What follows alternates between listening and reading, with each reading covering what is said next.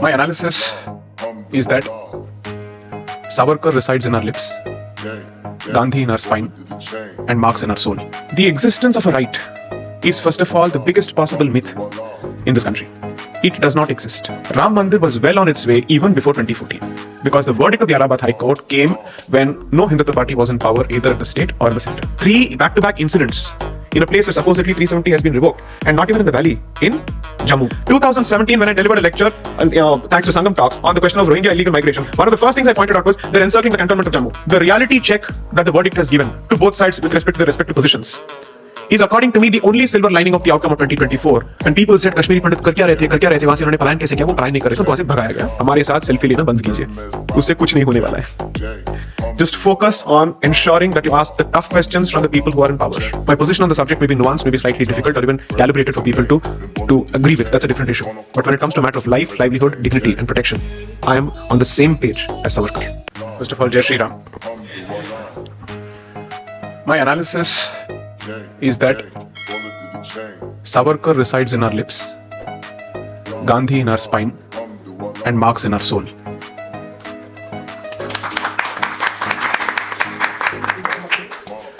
Savarkar resides on our lips, Gandhi in our spine, and Karl Marx in our soul.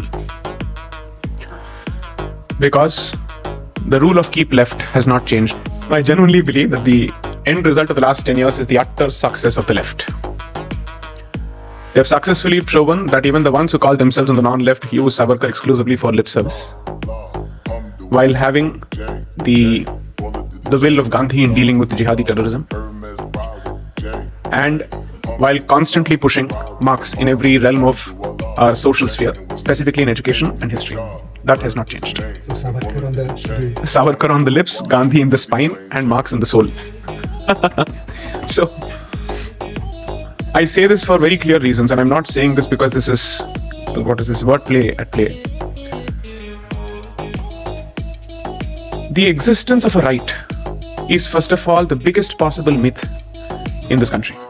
It does not exist. It does not exist whatsoever. It exists in breach, not in default. It exists in the proviso, not in the section, to put it in the lawyer's language. And it's a minuscule proviso which exists in enclaves and islands, not in the mainland. I'm going to be thrown 2 specific initiatives, or 2 specific projects, the Ram Mandir and 370. This is what people are going to tell me. I will repeat this for abundant public consumption. Ram Mandir was well on its way even before 2014 because the verdict of the Allahabad High Court came when no Hindutva Party was in power either at the state or in the center. Because the evidence was so irrefutable, and most importantly, the determination of that case, let's say of the proponents of the case from the Hindu side, come on, they fought the entire system when the BJP was not a political force to reckon with. They've been doing this for decades and centuries, for God's sakes. So the construction of the Ram Mandir, yes. But the verdict in itself, somebody else must take credit for it. The people who actually worked for it. And it's not just about the lawyers. All the groups that came together to make it possible. 370 in itself was never the goal. It was only a means to an end. Are we anyway close to reaching that end? Is it even remotely in sight? I'm completely with Anand when he says that how much can you expect the society to constantly wake up when it knows that it does not have leaders? Because even in cultural spheres, you need the Pareto principle at work where you have cultural leadership being provided. Thought leadership being provided. Every societal structure of the Hindu system and the Hindu way of life that was meant to provide cultural leadership was systematically destroyed by the independent Indian state by taking forward the colonial policy. Then the entire society has been rendered subservient to the state and to organizations without having their own means to protect themselves in any way, economically, socially, politically, or for that matter, even physically. So at this point, I'm genuinely hoping that out of sheer compulsion, the society will look inward. When I said this from 2014 to 2024, I was being told on social media constantly that this guy has no better thing to do than to constantly criticize those in power. Because I said, okay, let time prove me right. It's not as if I want to be proven right. If I'm wrong, the society benefits. If I'm right, it's unfortunate. It's unfortunate if I'm right. Because it doesn't help me in any way. It endangers my family, it endangers my children, it endangers my extended relatives and my well-wishers, just as it endangers every other Hindu. So there is no vested interest or a dog in the race to be proven right, because then I'm investing in my ego as opposed to my own safety and the cause. And the worst part is that we are constantly waiting to celebrate every ephemeral triumph as opposed to looking for long-term policy outcomes. All other detractors or all detractors of the Hindu society invest in policy, and politics for them is a medium for policy, whereas we simply invest in politics without looking at policy. And the educated lot is more in the Hindu society, and uske baad bhi yahi halat hai. I'm blaming both parties, by the way. However, I will make the very clear statement that as long as this facade of normalcy continues, we will be outnumbered in our sleep, in our slumber. We'll be outflanked in our slumber. 3 back-to-back incidents in a place where supposedly 370 has been revoked, and not even in the valley, in Jammu. 4. Yes, and I'm so sorry for saying this, but I told you so is coming to my mind for a very good reason. 2017, when I delivered a lecture, thanks to Sangam Talks, on the question of Rohingya illegal migration, one of the first things I pointed out was they're encircling the cantonment of Jammu. How is it that people who come all the way from Burma manage to settle exclusively in Jammu? 2017, we said this. Previously, you had only Bangladeshis to contend with. Now you have to deal with Rohingyas as well. And history says both of them come from the same stock. This is no more academic. I completely agree with Vamsi Garu that rearming Hinduism is necessary, but I'm going in a slightly literal sense. And I'm making the very clear statement that can anybody accuse us or anybody of us in the last 10 years of not having disseminated enough knowledge for people to awaken? What do you think we've been doing? How many lectures have been spent crying horse on the subject? Your survival as a community doesn't matter. Your survival as an individual is the only thing that seems to matter. I'm consciously going to watch the next 5 years for multiple reasons, because I genuinely believe against the deepest of my nature. I'm an optimist to the core, but I'm genuinely going to watch the next 5 years for 2 or 3 things. The demographic inversion is reaching a tipping point in certain sensitive areas. I've never been a fan of cricket, Ashish. Never. Unless it's Pakistan on the other side, that's a different issue altogether. But even then, I find it absolutely absurd for us to invest in that sporting event thinking that they're fighting some kind of a war against Pakistan, because it's not the case. The kind of relationships that they enjoy with each other outside of the game and outside of the ground is very different. The rest of us are just idiots to think that there is some kind of a war going on there. I am of the view that, okay, us din cricket chal raha tha, you didn't know, news was still pouring in, so you didn't know. What happened thereafter? How many people reacted to it? How many people expected hard answers from the government? How many people posed uncomfortable questions to the government saying, what exactly is happening there? We need a census as quickly as possible.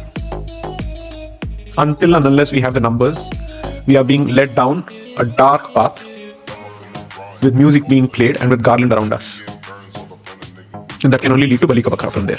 The jihadi thrives in peacetime because that time is spent in preparation, whereas that time is spent by Hindus in celebration. And when suddenly you're caught unawares, you have no response mechanisms whatsoever.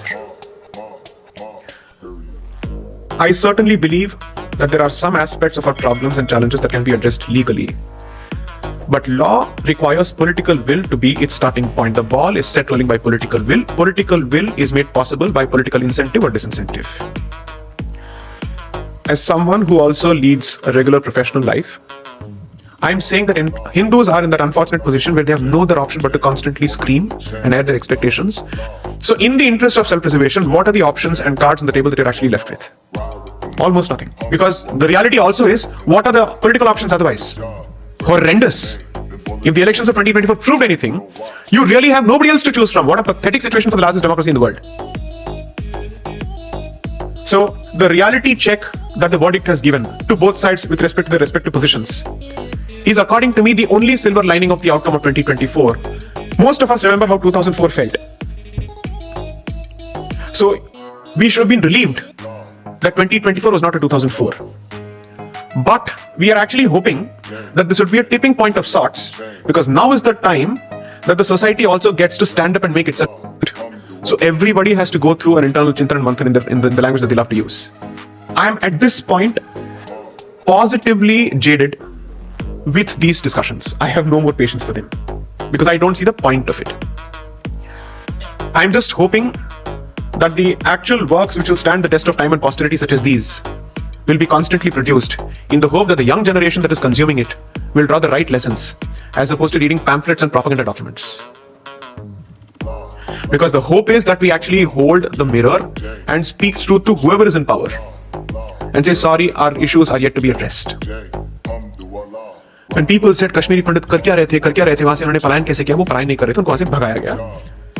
And don't ever point fingers at the Kashmiri Pandit community ever, because the rest of us are a macrocosmic representation of the Kashmiri Pandit community. It's only a matter of time and it's only a matter of happenstance that we are still not IDPs, internally displaced persons. And according to me, वो कार्य भी प्रगति में है. Thanks to demographic inversion in multiple places. If Delhi is not safe, tell me which part of the country is safe. So, perhaps my only suggestion to all the youngsters sitting here with the deepest of humility and with no intention to cause offense, हमारे साथ selfie लेना बंद कीजिए, उससे कुछ नहीं होने वाला है. Just focus on ensuring that you ask the tough questions from the people who are in power. Don't get blown away and don't get carried away by propaganda from either sides. Hindus have to stand aloof regardless of who they elect and still continue to push their deliverables. That is the only bottom line. That's the only way you get the job done. And when I say Hindus, I mean those who are all practicing Hindus regardless of their jati, because I'm constantly accused of something else. So I might as well say this very clearly. As long as the person who is dying is a practicing Hindu, my heart will bleed for the person regardless of the jati. My position on the subject may be nuanced, may be slightly difficult or even calibrated for people to agree with. That's a different issue. But when it comes to a matter of life, livelihood, dignity and protection, I am on the same page as Savarkar. I am on the same page as all the people who stood for Hindu lives, livelihood and dignity. There is no difference whatsoever.